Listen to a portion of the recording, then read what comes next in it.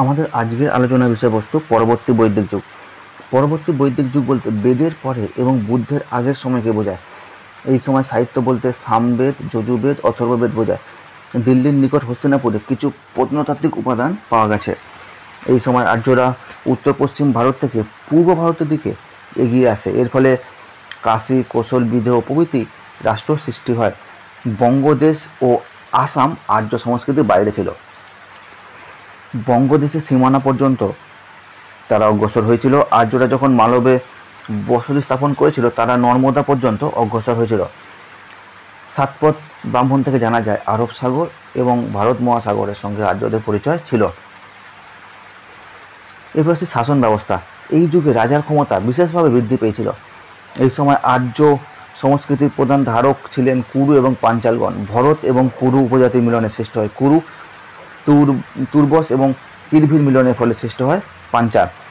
একমাত্র ব্রাহ্মণ ছাড়া রাজা সকলের উপর তার ক্ষমতা প্রতিষ্ঠা করেছিলেন। সাতপথ ব্রাহ্মণে বলা আছে রাজা হলেন ভগবান ব্রহ্মার প্রতিনিধি। রাজা রাজন, বিশ্বজনীন, সর্বভূমি ও একরাট উপাধি গ্রহণ করতেন। রাজা তার পদ গ্রহণ করবার সময় রাজস্ব যজ্ঞ করতেন। কোনো রাজা সম্রাট পদে উন্নীত হলে বাজপেয় যজ্ঞ করতেন। সর্বশ্রেষ্ঠ যজ্ঞ ছিল অশ্বমেধ যজ্ঞ। এই 3 রকমের যজ্ঞ চালু ছিল। এই সময় মধ্য ভারতের রাজাদের উপাধি ছিল রাজন, পূর্ব ভারতের রাজারা সম্রাট, পশ্চিম ভারতের রাজারা স্বরাট, উত্তর ভারতের রাজারা বিরাট, দক্ষিণ ভারতের রাজারা ভোজ উপাধি গ্রহণ করতেন। সভা ও সমিতি এই যুগে বর্তমান ছিল। নতুন কর্মচারী, সংগহিত্রী কোষাধ্যক্ষ, ভাগদুক কর আদায়কারী, সুত রাজকীয় ঘোষক, অক্ষপাপ জুয়া খেলার অধ্যক্ষ, গো বিকর্তন শিকারের রাজসঙ্গী উল্লেখযোগ্য। নিয়মিত কর হিসাবে বলি ও শুল্কের উল্লেখ আছে। ব্রাহ্মণ এবং রাজ পরিবার লোকেদের কোনো কর দিতে হতো না। স্থপতি, শতপতি, অধিকর্তা 3 ধরনের পারিশ্রমিক কর্মচারীর কথা জানা যায়। সীমান্ত অঞ্চলের দায়িত্বে থাকতো স্থপতির ওপর। শতপতি হলেন 100টি গ্রামের ভারপ্রাপ্ত শাসক। অধিকর্তা ছিলেন গ্রামীণ কর্মচারী। রাজা নিজে তাকে নিয়োগ করতেন। বিচারকের দায়িত্ব ছিল অধ্যক্ষের ওপর। গ্রামের বিচার করতেন গ্রাম্যবাদী। সমাজ, অভিনেতা শৈলুস এবং গাথার উল্লেখ এই যুগেই প্রথম পাওয়া যায়। উৎসবে বীণা বাদকগণ গাথাগুলি গাইতেন। শততন্ত্রী বিশিষ্ট বাদ্যযন্ত্র এই যুগে ছিল। খাদ্য তালিকায় যবের সঙ্গে ধান যুক্ত হয়েছিল। পোশাক তৈরির জন্য তুলো ও পশমের সঙ্গে রেশম যুক্ত হয়েছিল। জুতোর ব্যবহার চালু হয়। এছাড়া চিরুনি ও আয়নার ব্যবহার চালু ছিল। এই সময় মহিলাদের অধিকার কিছুটা কমে গেছিল। গার্গী, মৈত্রী এই সময় সুনাম অর্জন করেছিল। বাল্যবিবাহ ও বহুবিবাহের প্রচলন বেড়েছিল। এই যুগে জাতিভেদ প্রথা পরিণতি লাভ করেছিল। বিভিন্ন জাতির মধ্যে সুযোগ সুবিধার বৈষম্য তৈরি হয়েছিল। শূদ্রকে ইচ্ছা মতো হত্যা করা হতো। ধীরে ধীরে বৈশ্য এবং শূদ্রের মধ্যে ব্যবধান কমে আসছিল। ব্রাহ্মণ ও ক্ষত্রিয় সবথেকে বেশি সুযোগ সুবিধা ভোগ করত। উচ্চবর্ণের লোকেদের চতুরাশ্রমের মধ্যে দিয়ে জীবন অতিবাহিত করতে হতো। ছান্দোগ্য উপনিষদের উল্লেখ আছে।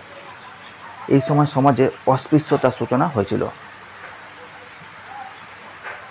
এছাড়াও বার্ত ও নিষাদ নামে 2টি জনগোষ্ঠী ছিল। বার্তরা ছিল ব্রাহ্মণ্য ধর্ম বহির্ভূত আর্য। তারা ব্রাহ্মণ্য ধর্মের বিধান মানত না এবং যাযাবর জীবন যাপন করত।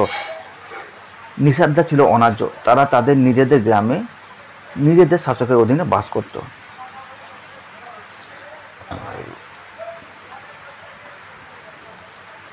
অর্থনীতি, অথর্ববেদ এবং উপনিষদ থেকে পরবর্তী বৈদিক যুগের অর্থনৈতিক সম্পর্কে জানা যায়। জমির ব্যক্তিগত মালিকানা তৈরি হয়। মহিলা এবং শূদ্রদের জমিতে কোনো অধিকার ছিল না। কৃষকরা ছিল জমির মালিক। এই সময় এই অভিজাত শ্রেণীর সৃষ্টি হয়। এই সময় প্রধান জীবিকা ছিল কৃষি। কৃষিকাজে সারের ব্যবহার বেড়েছিল। ধান এবং যবের সঙ্গে গম যুক্ত হয়েছিল। নাঙলের আয়তন এবং ওজন দুটোই বেড়েছিল। কোনো কোনো নাঙল 24টা বলদ টানত। এই সময় হাতি ও মহিষ পোষ বানানো হয়েছিল। পঙ্গপালের উল্লেখ উপনিষদে আছে। যজ্ঞ উপলক্ষে প্রচুর গরু হত্যা করা হতো। ব্যবসা বাণিজ্যের সম্প্রসারণ এই যুগে ঘটেছিল। ব্যবসায়ীদের বলা হতো বণিজ। শেষদিন হলো ধনী বৈশ্য। আভ্যন্তরীণ বাণিজ্যের বিস্তার ঘটেছিল। কতটা ঘটেছিল? উত্তর পূর্ব ভারতে রাজগীর, গোয়া, বৈশালী হয়ে নেপালের তরাই অঞ্চল পর্যন্ত। পশ্চিমে এই পথ শ্রাবস্তী, দিল্লি, মথুরা ছাইড়ে তক্ষশিলা পর্যন্ত। দাক্ষিণাত্যে ভিলসা এবং মহীশূরের মধ্য দিয়ে পৈথান বা প্রতিষ্ঠান পর্যন্ত প্রসারিত ছিল। কিরাতগণ পার্বত্য জাতি, ঔষধের বিনিময়ে বস্ত্র ও চর্ম গ্রহণ করত। মেসোপটেমিয়ার সঙ্গে বাণিজ্যিক সম্পর্ক ছিল। শেষ তিনটা গণ অর্থাৎ সঙ্গ স্থাপন করেছিল। ওজনের একক ছিল মান। 1 মান = 1 কৃষ্ণল। শতমান বলতে বোঝাতো একটি স্বর্ণখণ্ড।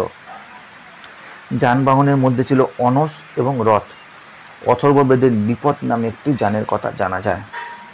ধর্ম, পুরোহিতদের 4টি ভাগে ভাগ করা হয়েছে। সবার প্রথমে 1 নম্বর হচ্ছে হোত্রী বা আহ্বায়ক, 2 নম্বর উদ্গাত্রী বা গায়ক, 3 নম্বর অধবর্য বা সংস্কারক, 4 নম্বর ব্রাহ্মণ বা উচ্চতম পুরোহিত। দেবতাদের মধ্যে রুদ্র ও বিষ্ণু বিশেষ মর্যাদা লাভ করেছিল। সকল জীবের সৃষ্টিকর্তা প্রজাপতি বিশেষ স্থান লাভ করে। রুদ্র এই সময় মহাদেব এবং পশুপতি নামে পরিচিত হয়।